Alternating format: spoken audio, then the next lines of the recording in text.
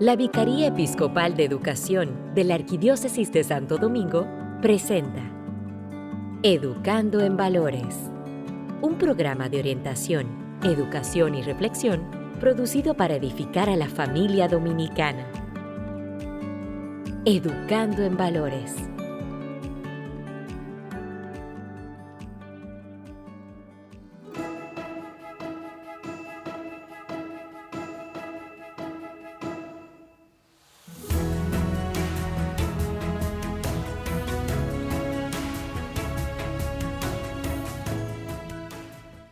Muy buenas noches, sean todos bienvenidos a este espacio donde nos damos cita para conversar acerca de los valores en este su espacio de todos los viernes, Educando en Valores, que gracias a la Vicaría Episcopal de Educación llega a todos ustedes a través de este medio y también a través de nuestro podcast que ya está disponible en todas las plataformas de podcast Educando en Valores. Lo puedes escuchar cuando quieras. Si quieres escuchar la repetición de este programa, ahí lo puedes hacer cuantas veces quiera. Hoy con un tema, señores, extraordinario, que usted debe quedarse ahí y escucharlo hasta el final.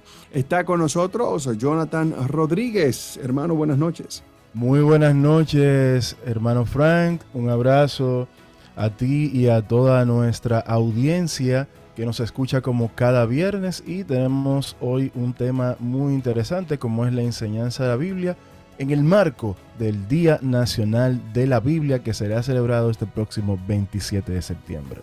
Así mismo es, nosotros vamos a ponernos de inmediato en las manos del Señor con la oración inicial. Educando en Valores. En el nombre del Padre, del Hijo, del Espíritu Santo. Amén. Te damos gracias, Señor, por esta semana. Gracias, Señor, porque a pesar de los incrementos del clima, de la lluvia, del huracán, aquí estamos, Señor. Aquí estamos dispuestos a reanudar los trabajos, a reanudar nuestras vidas, a construir o reconstruir lo que físicamente hemos perdido, pero lo más importante es que estamos con vida, estamos contigo. Te pedimos por aquellas personas que han resultado heridas, aquellas personas que también han perdido la vida, para que tú, Señor, los tengas en tu seno, allí les recibas y que un día podamos encontrarnos todos juntos. A ti que vives y reinas por los siglos de los siglos. Amén. En el nombre del Padre, del Hijo y del Espíritu Santo. Amén. Amén. Estás escuchando Educando en Valores.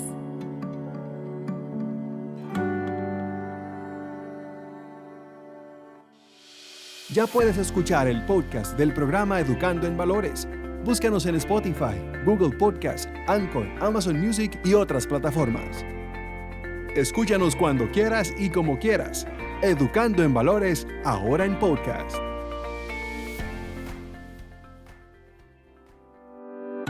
Estás escuchando Educando en Valores.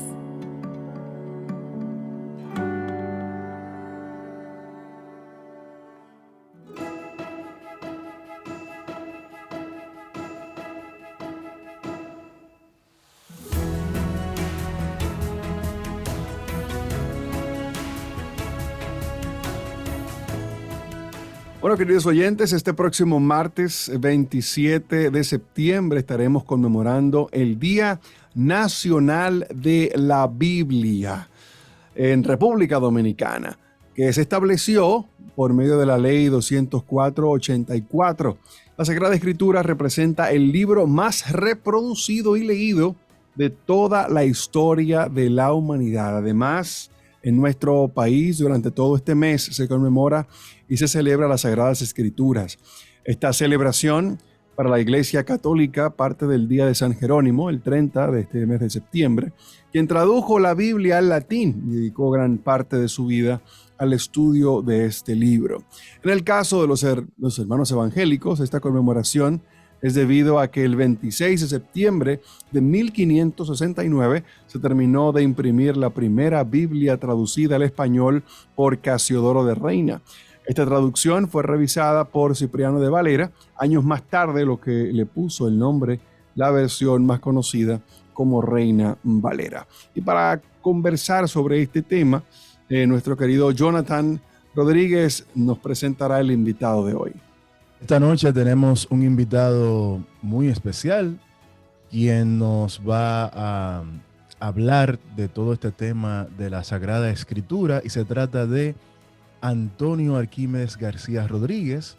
Él es editor de recursos pedagógicos, también es asesor comercial y pedagógico, consultor, gestor de programas académicos para el nivel superior, profesor especialista en programas de maestría, profesor universitario especialista en artes plásticas, encargado de pastoral escolar, también es profesor de formación integral humana y religiosa, también es técnico, consultor de programas educativos, facilitador, especialista de artes plásticas, profesor de educación artística, artista plástico, y también es interiorista y animador juvenil. O sea que tenemos una persona que realmente nos place con su grado de preparación y también con su humanidad.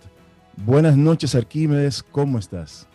Buenas noches, muchas gracias por la invitación y estoy muy feliz de estar aquí compartiendo con ustedes. Y queremos entonces darte las gracias más después de todo lo que ha pasado en el país en estas últimas horas con relación al huracán, y que podamos estar aquí realmente es cosa de Dios. Y ciertamente, o sea, estamos viviendo unos momentos tanto difíciles. Yo sé que Dios nos va a ayudar a sacar las mejores estrategias para poder ayudarnos, para poder colaborarnos, darles esperanza a las personas que en la situación, y esperar que todo sea para bien, que logramos salir de esto. Hemos pasado peores y la hemos sacado adelante. Yo entiendo que ahora vamos también a salir mejor de esta situación. Claro que sí, claro que sí. Amén. Arquímedes, y vamos a refrescar un poquito la memoria y vamos a irnos a lo básico y a lo esencial, a la esencia de esta conversación. ¿Qué es la Biblia? Bueno, la Biblia para nosotros los cristianos católicos y también para los cristianos protestantes es el libro sagrado, es el manual por excelencia de vida. Está condensada todo lo que es la historia de la salvación, todo lo que es los escritos que fueron inspirados por Dios. Relata de manera, vamos a decir, con tantos géneros literarios, relata todo lo que es la historia de la salvación, de cómo ha sido ese proceso hasta llegar a lo que es hoy en día la iglesia per se. ¿Y cómo está organizada la Biblia, Arquímedes? Bueno, la Biblia está organizada por libros, o sea, por dos partes. Una parte que es el Nuevo Testamento y lo otro que es el Antiguo Testamento. Tiene 73 libros para nosotros los católicos, porque la configuración de los protestantes es diferente a la de nosotros. El hecho de que ellos no asuman por situaciones de credo algunos libros, no los acepten, ya sea por la revisión que se hizo de la Reina Valera. Entonces no fueron incluidos los libros que se llaman del protocanónico, que son libros que son parte también de la Biblia y que de alguna manera u otra cuentan y detallan elementos que son muy importantes. En el Antiguo Testamento tenemos todo lo que es la historia de la creación, del el desarrollo del pueblo judío, el caminar del pueblo judío, sus leyes, sus patriarcas, sus profetas, sus profecías con respecto al Mesías. Y luego tenemos ya lo que es el Nuevo Testamento, que son las narraciones, algunas vamos a decirlo así, prácticamente el Evangelio de Lucas, que es un evangelio que es muy, vamos a decirlo así, que va contando proceso a proceso la vida de Jesús. En el caso de los evangelios llamados sinópticos, como son los evangelios de Marcos, Mateo y Juan, son evangelios que van contando estas historias de Jesús a partir de diferentes elementos, enseñanzas y particularidades que cada uno de los evangelistas le dio. Luego tenemos la parte de los Hechos de los Apóstoles, que fue también que es acreditada a Lucas, y ya después ya las cartas escritas por Pablo, y las historias de todo lo que cuentan estas cartas y todos los consejos que dan a las nuevas comunidades cristianas que se van desarrollando. Y por último ya lo que es el libro profético más leído, entiendo yo, que es el Apocalipsis, donde se nos habla específicamente de los elementos que van a ocurrir, los signos y símbolos que se van a ver y se van a manifestar en el fin de los tiempos. Y una cosa, Arquímedes, ¿podemos leer la Biblia como cualquier libro o hay una especie de técnica, hay una especie de inducción, de guía? ¿Cómo podemos nosotros leer la Biblia?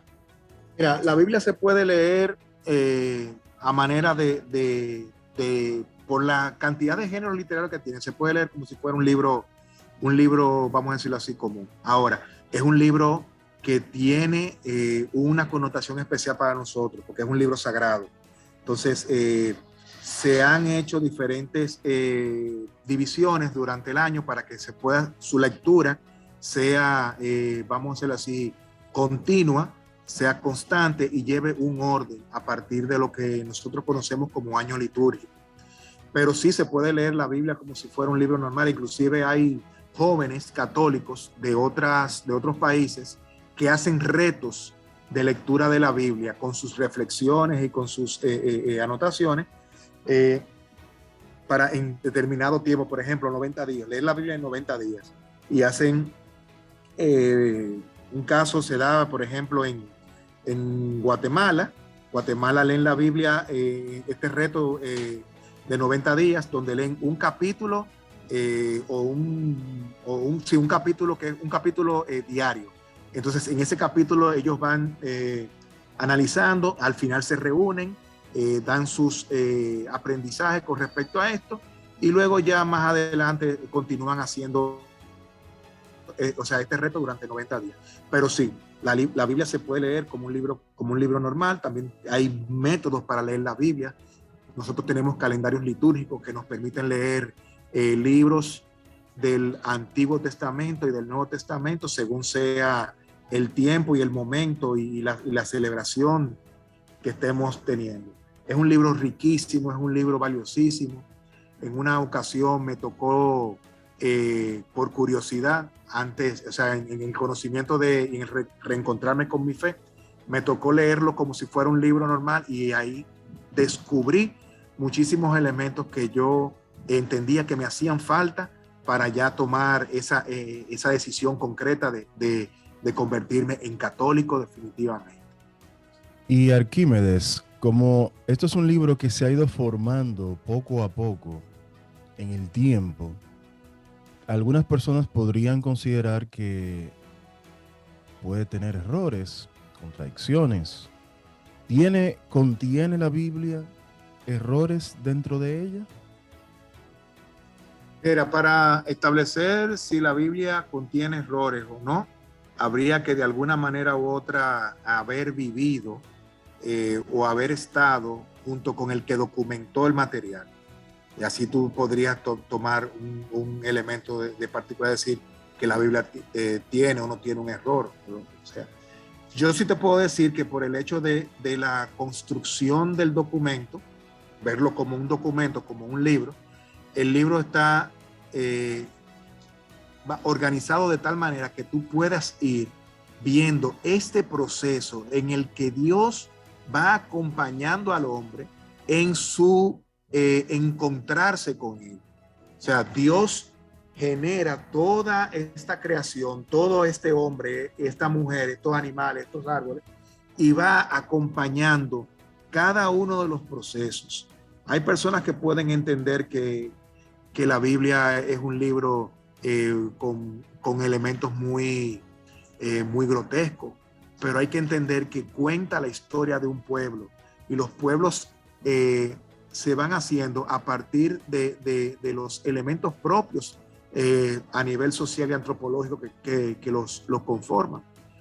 Para mí la Biblia no tiene error, la Biblia no tiene ningún tipo de desperdicio. Para mí la Biblia es una construcción que se ha hecho para dar a conocer, para educar, para formar, para hacer vivir al hombre lo que es este acompañamiento y este amor de Dios para con nosotros. Es posible que algunas personas encuentren algún elemento que digan, oye, pero aquí habla de tal cosa y de aquí habla de tal cosa. Hay que entender también que son géneros literarios que se fueron desarrollando en la Biblia. En la Biblia encontramos muchísimos géneros literarios.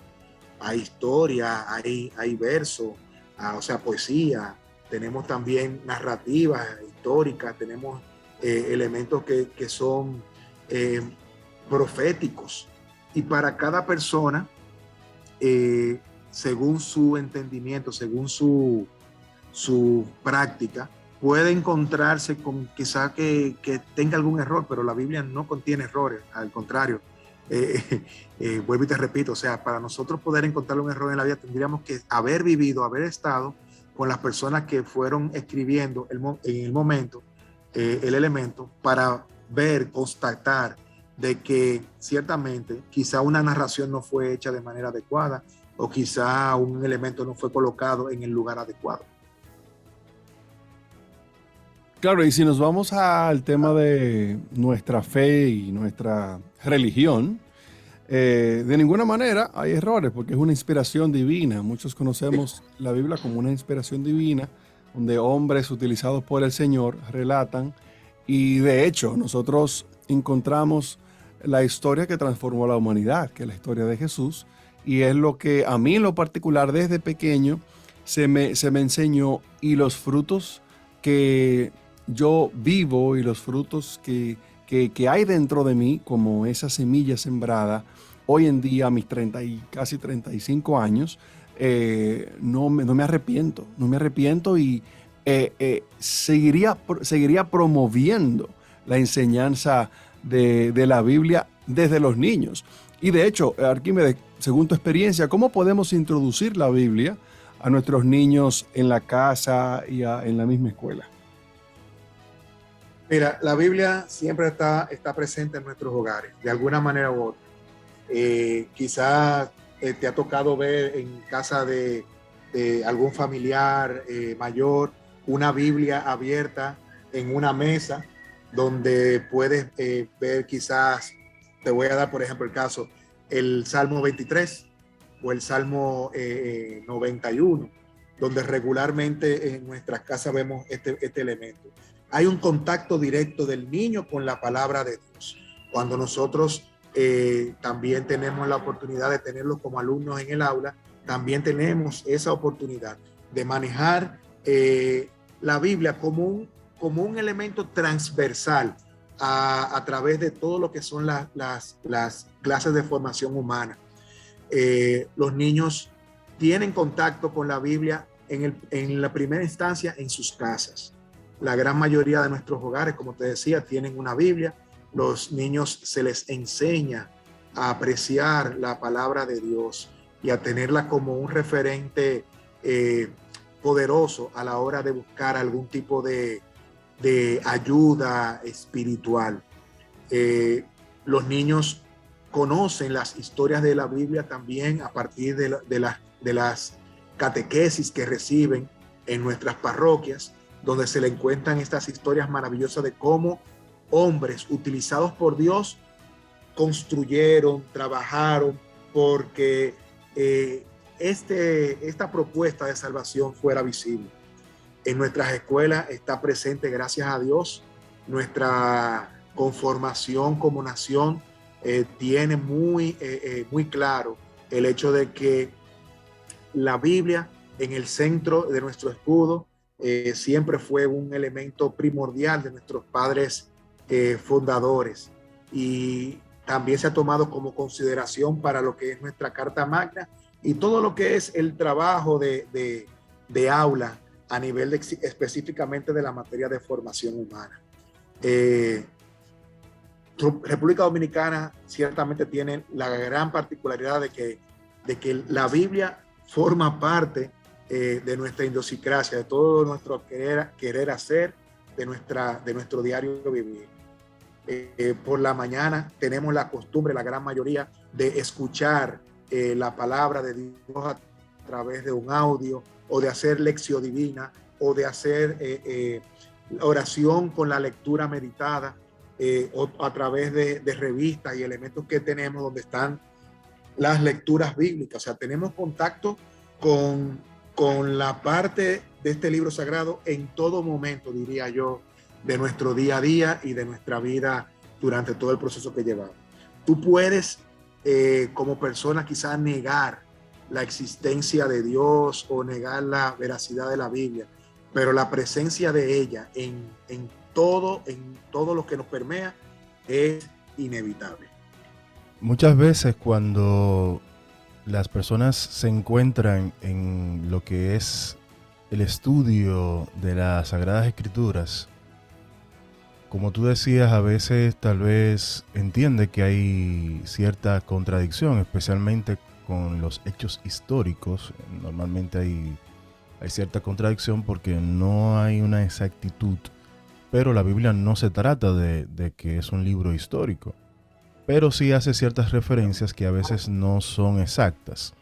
Ahora, cuando queremos estudiar o meditar sobre algún versículo de la Biblia, podemos nosotros hacer nuestra propia interpretación, hacer una libre interpretación de lo leído, o tenemos que seguir algunas pautas para hacer esa interpretación.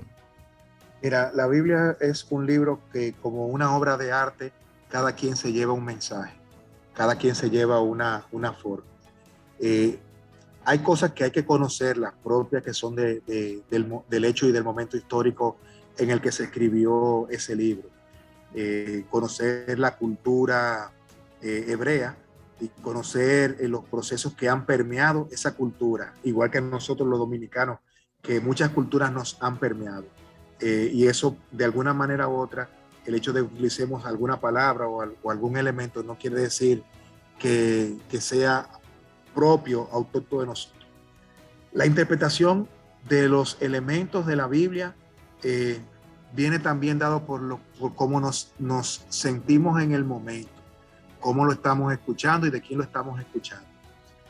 Hay una libre interpretación, como te decía, como obra de arte, cada quien se lleva un mensaje.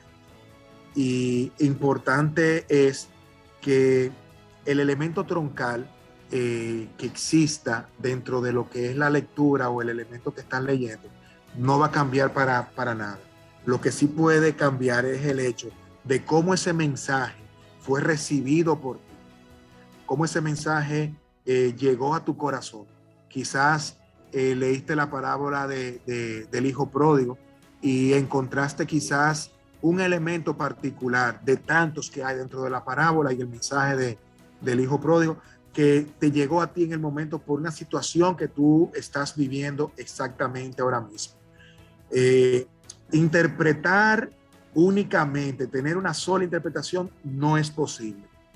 Cada persona asume y lee e interpreta el mensaje según su situación del momento, según lo que está pasando, según lo que está aprendiendo, según lo que el Señor le está ayudando a entender en ese momento de su vida. Por lo tanto, es un libro que es riquísimo. Si tú, por ejemplo, escucharas una canción de X artista, para ti la canción sería maravillosa con su letra, pero para otros no sería lo mismo. porque no están conectados ni emocionalmente ni situacionalmente de la misma forma, y aunque la canción tiene un mensaje único, aunque la canción tiene una letra única, una melodía única, no va a llegar de la misma forma a varias personas. Es posible que otros compartan contigo coincidencias en lo que tú interpretaste de esa canción o de esa lectura, pero no todos van a tomar la cosa de la misma manera. Si te das cuenta, mi comparación con el arte es por el mismo hecho. Cuando tú miras una obra de arte, tú te llevas un mensaje que quizá no es el mismo que el otro se lleve. Por lo tanto, interpretación de la Biblia como única interpretación no existe. Por lo menos entiendo que no existe. Excelente. Estamos conversando, señores, con Arquímedes García en este día previo al Día Nacional de la Biblia. Conversamos sobre la enseñanza de la Biblia en este grandioso día. Día que entiendo debe ser también promovido, como decía en mi intervención anterior, y también debe ser cautivado, porque nosotros no podemos dejar que nuestra idiosincrasia, que nuestras creencias se vayan por la borda, partiendo de que otras ideologías entren en nuestro país. Tenemos que darle el carácter que amerita este día dentro de tu casa, dentro de la escuela, en el país completo. Por eso nosotros nos hacemos eco en este día para que se celebre, para que se lleve a cabo un día muy fructífero. Ahora, hay algo que yo he visto que me gustaría conocer la opinión de Arquímedes. Yo he visto que hacen en ocasiones, es que de forma aleatoria se agarra la Biblia, agarra un versículo, y ese versículo, por ejemplo, o sea, yo abro la Biblia y de manera aleatoria leo un versículo como para que me hable. ¿Qué tan correcto, qué tan bien está eso o qué no, Arquímedes? Que tú abres la Biblia, yo quiero que Dios me hable. Yo abro la Biblia y señalo algo y ya me está hablando Dios. ¿Qué tan certero es eso?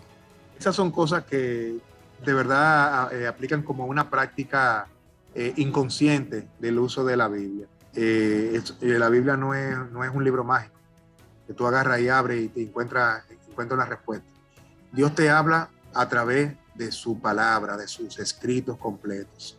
Si tú te pones, por ejemplo, a leer las propuestas que nos hacen a través del calendario litúrgico, ves que las lecturas tienen un inicio y un final, y que nos van llevando a un proceso, y todo debe ser procesual. Si yo agarro una cosa por los pelos, no voy a tener el contexto en que fue generado el mensaje. Si yo, por ejemplo, leo un solo verso de un elemento, estoy cortando el mensaje completo. Esas son prácticas, como te digo, o sea, que más que todo son como elementos supersticiosos, o sea, podría llamarlo así, de elementos, gente que dice, abro la Biblia, toco y hay un mensaje ahí. Sí. Esas son cosas que para la Biblia, por lo que te decía. No, estoy asentando lo que dices, es cierto. O sea, no es un asunto de al azar, de tomar la idea por así, sino que como bien has explicado en lo que llamamos de programa, tiene todo una cierta lógica, tiene todo una cierta razón de uno hacer una lectura bíblica. Porque también nosotros, los que estamos cercanos a la religión católica, la Iglesia, la Santa Madre Iglesia se preocupa para que haya un buen entendimiento de la palabra de Dios. ¿De acuerdo? Y por eso nosotros somos muy de escuchar lo que dicen los santos, los libros apócrifos, que no solamente centrarnos en esta enseñanza bíblica, porque también hay un sinnúmero de enseñanzas que Dios ha seguido hablando a través de los tiempos. Bueno, Arquímedes, es muy interesante todo esto de buscar al azar y demás, porque realmente yo creo que tal vez los cristianos en algún momento, algunos hemos hecho eso y no se nos puede recriminar, pero cuando tomamos conciencia realmente lo que hemos estudiado un poco o intentado tal vez llevarnos un poco de lo que dice la Iglesia, pues hemos dejado esa práctica o realmente hemos visto que eso no tiene ningún resultado que realmente sea el que uno espera. Pero cambiando un poco de tema y tal vez trasladándonos un poco más para atrás, ¿quién determinó qué libros se incluirían en la Biblia? Porque como tú señalabas al principio, hay una diferencia entre los libros de la Iglesia protestante y los libros de la Iglesia católica. ¿Quién determina y por qué que existan más libros en la Iglesia católica que en la Iglesia protestante? Mira, esto es interesante porque se reunió un concilio. Un concilio es una reunión, y se reunió un concilio de obispos de la iglesia en ese entonces para esta parte, para determinar la conformación de la Biblia. En este momento se tomaron todos los libros presentes y cada obispo, vamos a decirlo así, iglesia, establecía el porqué de incluir o cuál o en qué orden en ese elemento. Se establece específicamente la Biblia que tenemos, o sea, la primera conformación de la Biblia, el grupo completo, porque los obispos no se ponían de acuerdo, a Constantino. Constantino, al parecer, en un ataque de ira, compiló los libros en parte del orden que nosotros los conocemos hoy en día.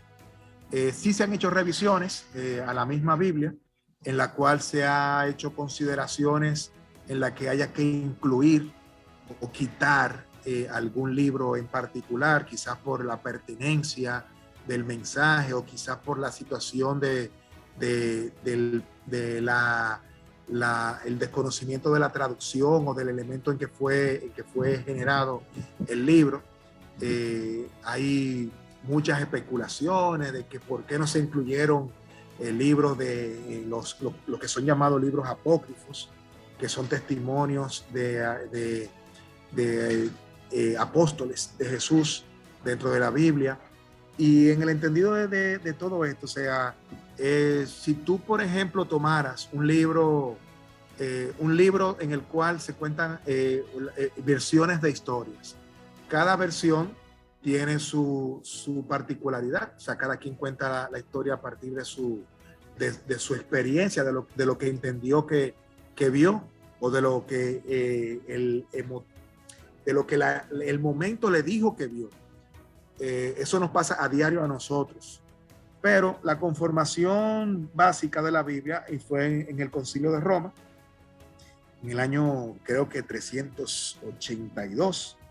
En ese momento estaba el Papa Damaso I, y ellos instruyeron en lo que sería el canon o el orden de los libros bíblicos, con la lista de lo que sería el Nuevo Testamento y los libros también del Antiguo Testamento. Ya luego en las revisiones siguientes se fueron incluyendo, cuando ya en estos concilios el ponerse de acuerdo era algo imposible, pues entonces en su momento Constantino tomó y organizó la Biblia a partir de todos los elementos que tenía. Tomó, se dice en escritos que hay sobre eso, que tomó muy iracundamente todos los libros, los unió, los presentó y dijo que esa iba a ser la Biblia.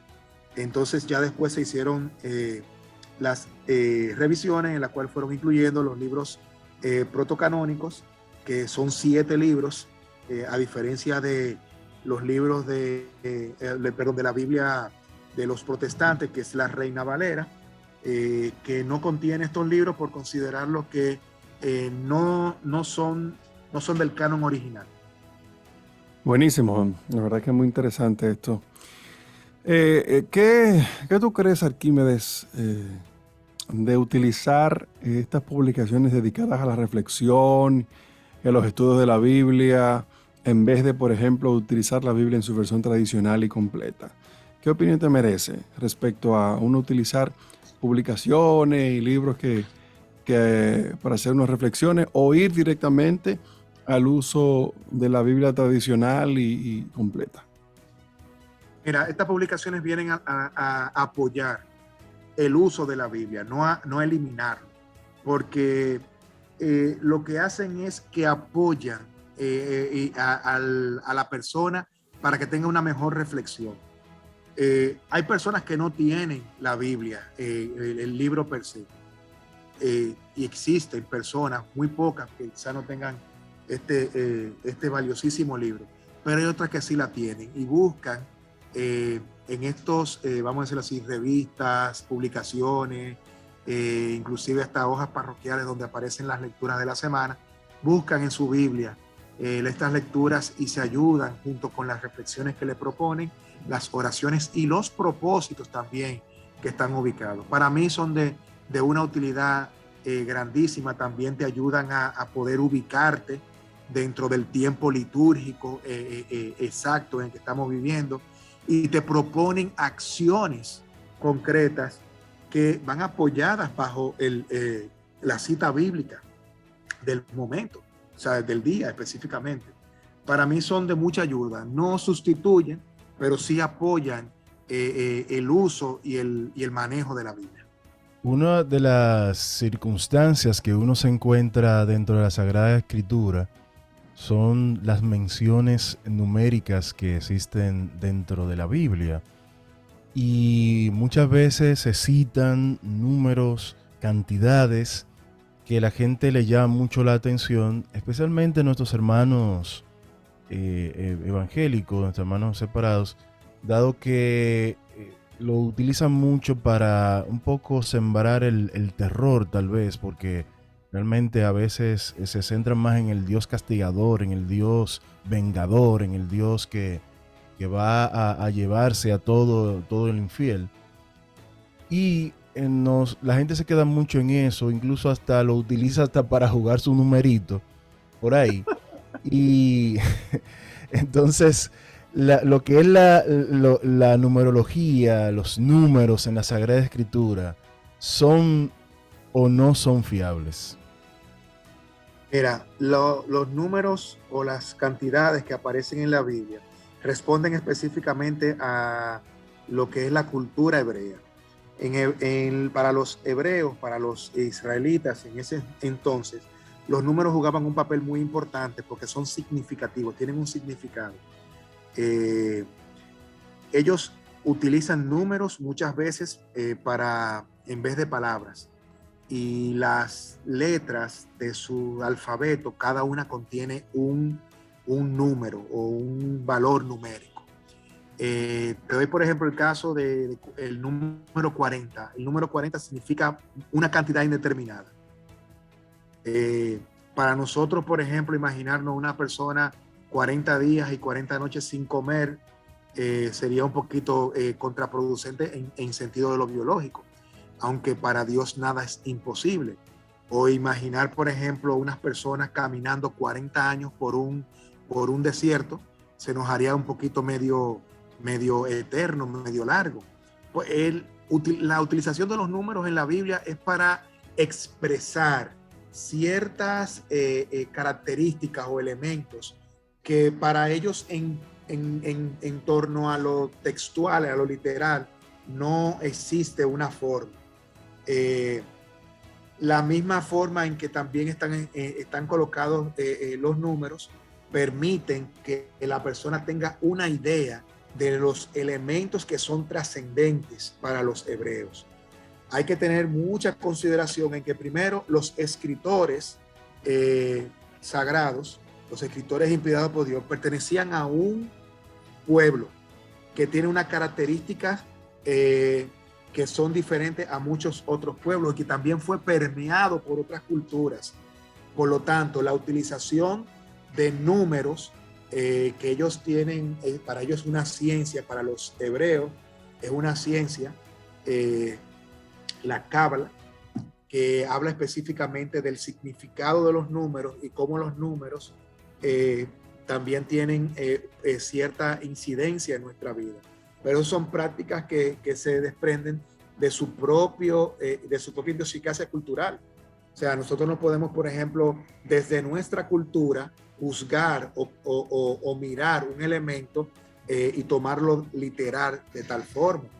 Es conocido, por ejemplo, por nosotros que cada uno de los elementos que están dados tienen un significado. Y los números no salen, o sea, no son una excepción en este caso. Tenemos, por ejemplo, los mandamientos. Son 10 mandamientos, pero de esos 10 mandamientos se desprendieron 613 leyes más, que son las que, junto con otras, se han ido, que todavía son vigentes en el pueblo hebreo. O sea, fíjate, por ejemplo, cómo unas cantidades particulares tienen un significado, como te decía, con el número 40, el número 3, el número 9, el número 1. O sea, 3 es 1 y 1 es 3. Son cosas que parecerían como hasta, como tú lo decías, o sea, de manera supersticiosa, como para tomarla para jugar. Algunas personas, que es una práctica muy común en nuestro país, el hecho de tomar estos elementos característicos de nuestra vida y asociarlos con elementos religiosos y algunas veces hasta mágicos para poder dar respuestas a situaciones particulares. Pero como vuelvo y te repito, o sea, la numeración en la Biblia no puede tomarse per se. Tiene que tomarse como un elemento con un significado para ellos como cultura. O referente, ¿no? Como un referente, exactamente. Y es lo que nosotros nos va a poder ayudar a entender desde nuestra cultura o desde nuestro entendimiento lo que la Biblia nos propone. Bien, Arquímedes, ya hemos mencionado en la conversación, en la entrevista de hoy, algunos puntos diferenciales entre la Biblia católica y evangélica, o la Biblia de otra denominación cristiana. Pero vamos a ser un poquito puntual para que tú nos des cómo podemos saber cuándo una Biblia es católica o de otra denominación. ¿Cuándo es católica? Tiene tanto, tiene tal cosa, tiene tal otra. Bueno, mira, una Biblia católica regularmente se llama así, Biblia, Biblia de Jerusalén, o Biblia del pueblo de Dios, o Biblia latinoamericana, que son revisiones que se han hecho a la Biblia y que se le han colocado elementos que ayudan a poder entender. La Biblia evangélica es muy particular porque se llama Santa Biblia y tiene muy, muy destacado el hecho de que es una revisión de la Reina Valera y te habla específicamente de los elementos que la componen. También en el hecho de tú tomar, por ejemplo, una Biblia y decir, bueno, la voy a abrir, y te das cuenta de la cantidad de libros que tiene. La Biblia católica tiene 73 libros y la Biblia evangélica, por su revisión de la Reina Valera, tiene 66, si mal no recuerdo. Entonces, regularmente la Biblia que usamos los católicos, como te decía, no tiene por qué decir específicamente que es Santa Biblia. ¿Entiendes? La Biblia evangélica habla de Santa Biblia. Nosotros hablamos de la Biblia como el documento sagrado, como libro sagrado. Y nosotros vemos en las tiendas, por ejemplo, especializadas, podemos distinguirla. Siempre tú vas a encontrar una Biblia que es Reina Valera, específicamente con el nombre de Santa Biblia, y la Biblia católica con el nombre de Biblia en sus diferentes revisiones, la latinoamericana, la Biblia del nuevo pueblo de Dios, del pueblo de Dios. Está también la Biblia de Jerusalén, que está usada mucho por nuestros hermanos del camino neocatecumenal. Utilizan esta versión que tiene algunos comentarios, algunos elementos muy particulares. También la forma en que están colocados, creo que los salmos, en la Biblia Reina Valera, en la versión de la Reina Valera, no está la inclusión de uno de los salmos, que es el que pone, por ejemplo, la Biblia católica, el hecho de que exista un salmo 50 o 51. Si te fijas, por ejemplo, tomas la Biblia, en la parte de los salmos, a partir del Salmo, Dios mío, no me acuerdo si es yo sé que uno de los salmos más adelantados tiene entre paréntesis el número de salmo, porque está dividido en dos partes. Entonces, en la Biblia Reina Valera aparece no aparece el salmo dividido, sino que aparece el salmo per se. Por lo tanto, puedes encontrarte que la Biblia católica puede tener 151 salmos, y en la Biblia Reina Valera puede tener 150 o 140, por ejemplo, dándote el caso. Y la inclusión, por ejemplo, de los libros, que te dije protocanónicos, y son los deuterocanónicos. Exacto. Los canónicos son los libros que están, por ejemplo, los Macabeos, hay un libro de Daniel, hay también la parte del libro de los jubileos. Lo que pasa es que esta inclusión fueron libros que estaban en griego, en koiné, y se pasaron ya a latín, y luego pasaron por el proceso de lo que nosotros llamamos como lengua castellana, ya para ser divulgado y conformar también parte de lo que es la Biblia. Bueno, esto es muy interesante. También nos gustaría saber algo muy particular. Es porque vemos que hay una representación de figuras de animales cuando hablamos de los evangelistas. Eso es bien chévere. Mira, estas figuras lo que sirven es para apoyar específicamente a quién fue dirigido o en qué momento fue escrito el mensaje. Si te fijas, por ejemplo, en las 4 figuras, son un hombre, un ser humano o un ángel que se le asocia a Juan. A Juan está el águila, está el toro y está también el león. Cada uno de esos elementos habla específicamente o particularmente del mensaje del evangelio, o sea, como el contexto del evangelio. Para ellos también los animales que estaban colocados en diferentes espacios, por ejemplo, el león era propio del desierto, y el león es, asociándolo al mensaje de Juan, es esa voz que clama, esa voz que ruge, que anuncia, que toma esa posición. El toro, la fuerza, el trabajo, habla básicamente de lo que es el mensaje, habla de lo que hizo Jesús, de las acciones de Jesús. Y ya la parte, vamos a decirlo así, del águila, que el águila habla de señorío, habla de un animal elegante, habla también de todo lo que es la parte divina de Jesús. Y ya como último, el ángel, que es el que nos habla de ese Dios humano, de ese Dios amoroso, Dios cercano, ese Dios que se hizo hombre y que habitó entre nosotros, y que nos mostró una forma diferente de vivir y de hacer las cosas. Los animales, las figuras que se utilizan, bueno, igual que los números, nos permiten a nosotros tener una idea más amplia del mensaje, el contexto y las particularidades. ¿Para quién fue escrito este mensaje? ¿Para quién fue escrito este libro, este evangelio?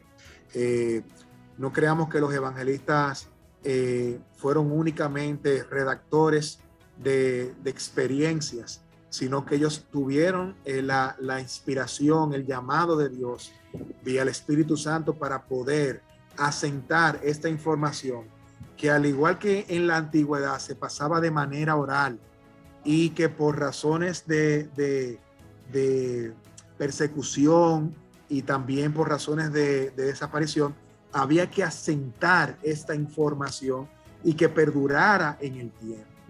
Entonces, ¿para quiénes escribieron los autores sagrados? Escribieron para el pueblo, para los nuevos, vamos a decirlo así, cristianos, porque nosotros reconocemos la palabra cristiano a partir del Nuevo Testamento, a partir de particularmente cartas de Pablo, pero para ellos eran el nuevo pueblo judío, el nuevo judaísmo, o una nueva forma de vivir el judaísmo. Entonces, tenían que de alguna manera u otra, a través de estos símbolos, de estos signos, poder enviar el mensaje y que llegara de manera correcta. Para los cristianos poder identificarse, utilizaban estos animales, el pavo real, el pescado, utilizaban la misma figura del buen pastor, el pastor que carga la oveja, utilizaban estos elementos para poder identificarse. Y en el caso de los evangelios, para poder identificar el lugar o el territorio a quien iba identificado ese mensaje o ese evangelio. Buenísimo. Y ya entrando en esta parte final, querido Arquímedes, y agradeciéndote nuevamente por tu presencia acá en el programa. ¿Qué actividades? Gracias a ustedes, de verdad que sí, ha sido para esto es maravilloso poder compartir y conversar con ustedes sobre este tema tan maravilloso. Entonces, de manera un tanto breve, ¿cómo podemos hacer actividades? ¿Qué actividades sugieres para hacer en la escuela para conmemorar el mes de la Biblia? Mira, hay diferentes actividades que se pueden hacer. Nosotros acá en la escuela hacemos lo que es la Biblia viajera. Cada curso tiene su Biblia, entonces se hacen unos versos, un calendario con unos versículos, con unas citas bíblicas en particulares, y esa Biblia va casa por casa durante todo el mes de septiembre.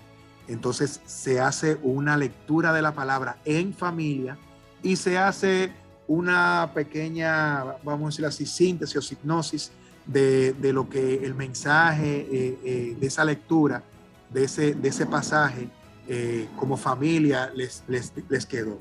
Es una actividad que involucra tanto a la escuela como al hogar. Hay otras actividades como son la intronización de la Biblia, donde se presenta la palabra, se coloca en medio de nosotros y se hace todo lo que es esta parte.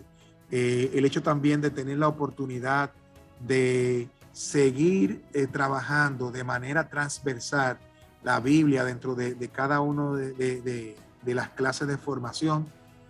Actividad otra per se también está lo que es la lectura de la Biblia como reto de 90 días, de 100 días o durante el mes leer quizás los evangelios como curso, como grupo, generar grupos de liturgia que tengan la oportunidad de leer la Biblia y poder generar el aprendizaje que este mensaje de ese momento, en ese día me dejó. Yo creo que nosotros tenemos muchas opciones. Otras que también se pudieran hacer sería el hecho de hacer rallies en donde los chicos, o maratones de donde los chicos, por ejemplo, se le dé una lectura o una cita, la busquen, la lean, qué sé yo, dibujen la cita o el elemento que está representando la cita. También de generar carteles donde se promueva, afiches, brochures, donde se promueva la lectura de la Biblia o donde se promueva específicamente algún mensaje particular en estos momentos de que estamos viviendo. Nosotros estamos trabajando acá mucho lo que es la Laudato Si, la encíclica del Papa Francisco, y apoyamos mucho de las lecturas y de las citas que se nos proponen dentro de la misma encíclica, y a partir de esto trabajamos también con los chicos de esa parte, o sea, darle a cada elemento un propósito. Sí, bueno, lamentablemente, gracias Arquímedes, lamentablemente ya el tiempo se nos ha agotado por esta semana. Te damos nuevamente las gracias por participar en este programa. Esperamos que sea la primera de muchas veces que hablemos no solamente de la Biblia, sino de educación en la fe, dado que tú eres una persona experta en la materia y en las escuelas se necesita mucho de la experiencia, ¿no? Para poder intercambiar ideas, que siempre es interesante. A ustedes quienes nos escuchan, muchas gracias y le deseamos un hermoso fin de semana. Y recuerde que nos puede escuchar por podcast desde ya hace un tiempo. Así que Muchísimas gracias, pasen muy buenas noches. Ya puedes escuchar el podcast del programa Educando en Valores. Búscanos en Spotify, Google Podcast, Anchor, Amazon Music y otras plataformas. Escúchanos cuando quieras y como quieras. Educando en Valores, ahora en podcast. La Vicaría Episcopal de Educación de la Arquidiócesis de Santo Domingo presentó Educando en Valores.